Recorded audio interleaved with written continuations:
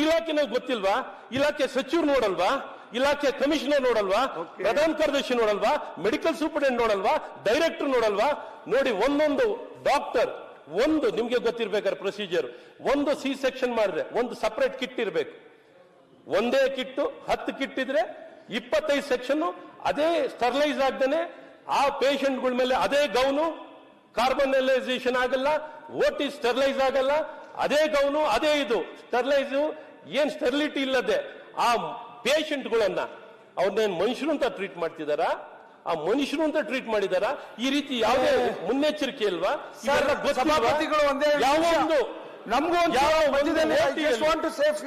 ಒಂದು ಓಟಿಯಲ್ಲಿ ಸಭಾಪತಿಗಳಿಗೆ ನಾನು ಹೇಳ್ತಿರೋದು ಒಂಚೂರು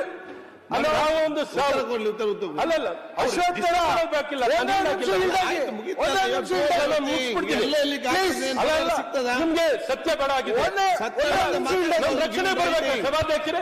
ನಾನೇನಾದ್ರೆ ನಾನು ಮಾತಾಡ್ತಾ ಇದ್ದೀನ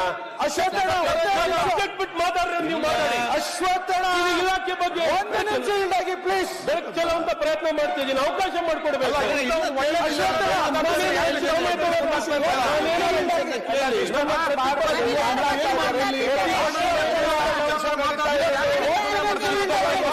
ಆಸ್ಪತ್ರೆಯಲ್ಲಿ ಎಷ್ಟು ಪರ್ಸೆಂಟೇಜ್ ಆಗಬೇಕು? ಡಾಕ್ಟರ್ ಅಶ್ವಥ್ ಈ ಕೂತ್ಕೊಳ್ಳಿ, ಕೂತ್ಕೊಳ್ಳಿ, ಹೇಳ್ತೀನಿ. ಇಬ್ಬರು ಕೂಡ ಡಾಕ್ಟರ್, ನಿಮ್ಮ ಮಂತ್ರಿ ಹತ್ರ ಹೋಗಿ ಮಾತಾಡಿ. ಇಬ್ಬರು ಕೂಡ ಡಾಕ್ಟರ್ಗಳೇ. ಅವ್ರಿಗೆ ಏನ್ ಇಂಪಾರ್ಟೆಂಟ್ ಪಾಯಿಂಟ್? ಅಯ್ಯೋ ಬಿಡಿ ಸರ್, ಒಂದೇ ಊರು, ಒಂದೇ ಬೇಡ, ದಯವಿಟ್ಟು ನನಗೆ ಬೇಡ. ಅವ್ರ ಮಂತ್ರಿ ಮತ್ ಮಾತಾಡ್ಲಿ, ಅವ್ರು ಮತ್ ಮಾತಾಡ್ಲಿ ಸಭಾಧ್ಯಕ್ಷರು, ದಯವಿಟ್ಟು ಬೇಡ, ದಯವಿಟ್ಟು ಬೇಡ. ರಂಗನ ಕೂತ್ಕೊಳ್ಳಿ. ನೋಡಿ, ನಾನು ಹೇಳ್ತಿರೋದೇನ್ ತಪ್ಪಿದ್ರೆ ನೀವು ಹೇಳ್ಬಿಡಿ, ನಾನು ಕೂತ್ಕೊಂಡು. ಏನ್ ತಪ್ಪಿಲ್ಲ, ತಪ್ಪಿದ್ರೆ ಹೇಳಿ. ಈಗ ನೀವು ವಿಚಾರ ಕಹಿ ಹಾಕಿದ್ರೆ ಹೇಳಿ, ಮುಗಿಸಬಹುದಲ್ಲ. ಅಲ್ಲ ದಯವಿಟ್ಟು ನಾನು ಏನಾರ ಪುನರ್ ಉಚ್ಚಾರಣೆ ಏನಾರು ಮಾಡಿದ್ರೆ ನೀವ್ ಹೇಳಿದ್ನ ಇಲ್ಲ. ಈಗ ಸಬ್ಜೆಕ್ಟ್ ಅಂದ್ರೆ ಬೇರೆ ಅಡ್ಮಿನಿಸ್ಟ್ರೇಷನ್ ಬಗ್ಗೆ ಮಾತಾಡ್ತಿದ್ದೀರಿ. ಈಗ ಬಹಳಷ್ಟು ಚರ್ಚೆ ಆಗ್ಬೇಕು.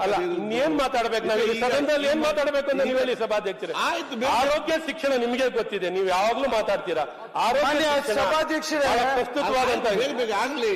ಈಗ ಡಾಕ್ಟರ್ ಅಶ್ವಥ್ ಹೇಳ್ತಿರೋಂತ ವಿಚಾರದಲ್ಲಿ ಹಾಗಾಗಿ ಹೇಳ್ತೀವಿ. ಏನೊಂದು ಆಸ್ಪತ್ರೆಗಳಲ್ಲಿ ಯಾವ ನಾನು ಹೇಳೋದು, ಈ ರೀತಿ ಸೇವೆಗಳು ಇಷ್ಟೊಂದು ಆವೇಶದಲ್ಲಿ ಹೇಳಿದ್ರೆ ಏನೊಂದು ಮೆಡಿಕಲ್ ಟರ್ಮ್ಸ್ ಎಲ್ಲ ಹೇಳ್ತಾ ಇದ್ದಾರೆ. ನಾನು ಒಂದ್ ಸ್ವಲ್ಪ ಸದನಕ್ಕೆ ಒಂಚೂರು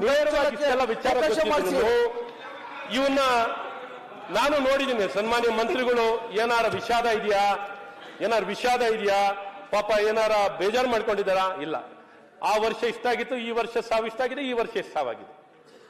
ಇದನ್ನ ಜಸ್ಟಿಫೈ ಮಾಡ್ಕೋತಾ ಇದ್ದಾರೆ. ಸಾವನ್ನ ಜಸ್ಟಿಫೈ ಮಾಡ್ಕೊಳ್ಳುವಂತ ಆರೋಗ್ಯ ಸಚಿವರು ನೀವೆಲ್ಲರೂ ನೋಡಿದ್ದೀರಾ?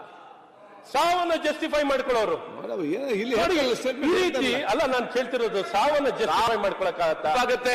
ಇದು ಇಷ್ಟು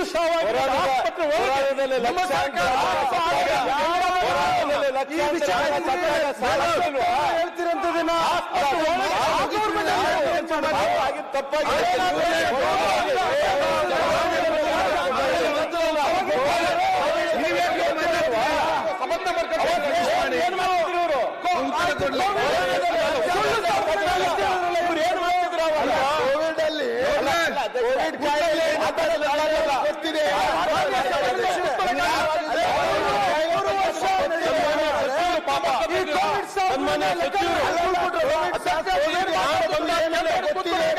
ನಾನು ಬಂದಾದ್ಮೇಲೆ ಒಂದೇ ಕಿಟ್ಟು ಒಂದೇ ಸರ್ಜರಿ ಅಂತಾರೆ. ರಿವೈಸ್ ಆಗಿಲ್ಲ ಅಂತ ಪಾಪ ಸಚಿವರೇ ಪಾಪ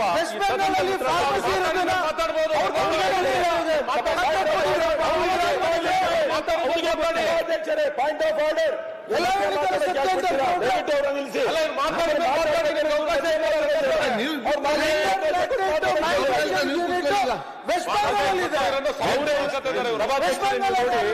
ಅದು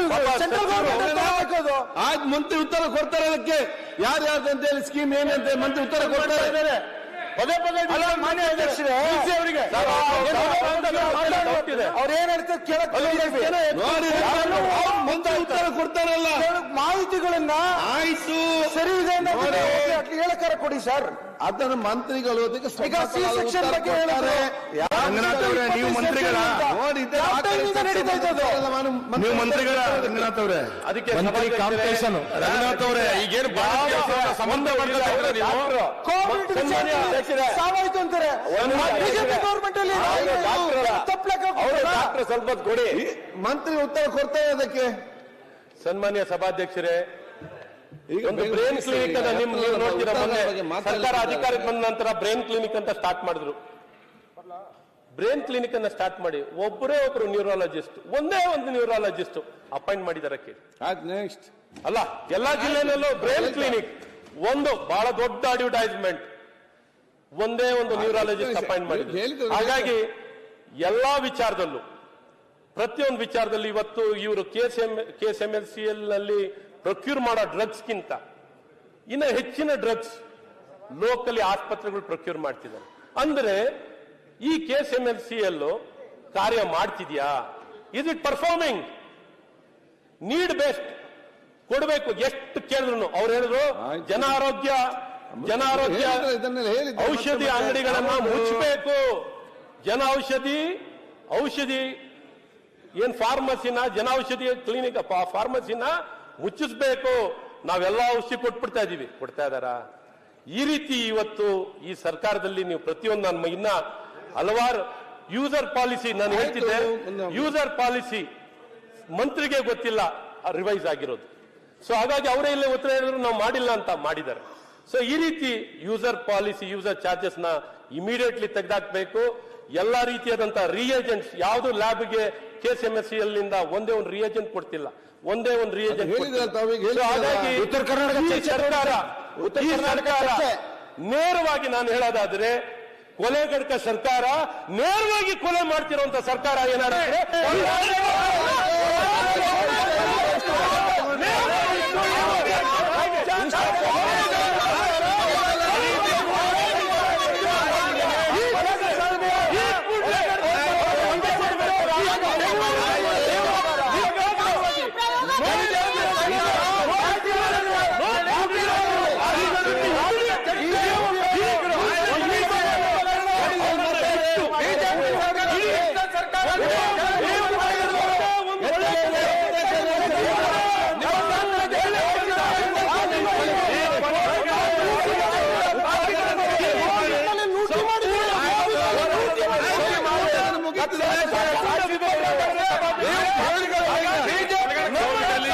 ಜೀವನ ಉಳಿಸಿದೀವಿ, ನಿಮಗೂ ಸಮೇತ ಎಲ್ಲರಿಗೂ ಸಮೇತ ಕೋವಿಡ್ ಕೊಟ್ಟಿದ್ದೀವಿ.